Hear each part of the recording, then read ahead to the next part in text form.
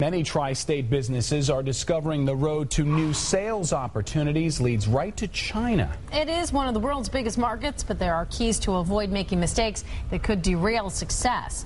9 News reporter Tom McKee live on your side with solutions to potential problems. Tom? Well, Tanya, of course, P&G, Procter & Gamble, has the biggest local foothold in this Chinese market. GE and China just signed a joint venture last week for aviation. Others, big and small, are tapping their toes in the water and finding success in marketing joint ventures and building long-term relations. The bottom line is that thousands of local employees are spending their days servicing Chinese clients, and that's only going to grow. GE Aviation knows all about growing its business in China. New engines and new planes are in development right now. We had about $778 million, but this year we're looking that that's going to be increased all the way up to $1 billion in 2011. There are 2,500 GE engines on planes in China, with another 1,200 on order. Plus, there are also parts and service contracts to add to the bottom line.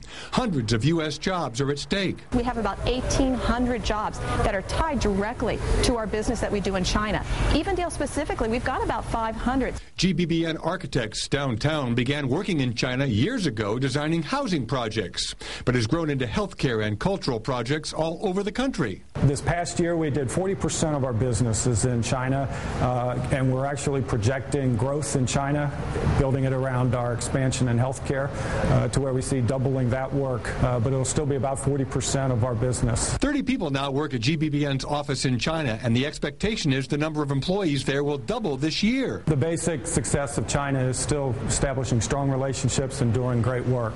Leaders of the Greater Cincinnati Chinese Chamber of Commerce counsel firms to avoid common mistakes like not personally visiting China. Secondly, when you go to China, you really need to have somebody on the ground to be able to help you. And if you just go there alone without somebody who knows the China market and who knows the China people, it wouldn't work. Chamber First Vice President Bob Lees was in China recently with President Obama and heard this message delivered. The United States market pretty much saturated with imported products, and that companies that are doing that are based abroad need to look at manufacturing more in the United States.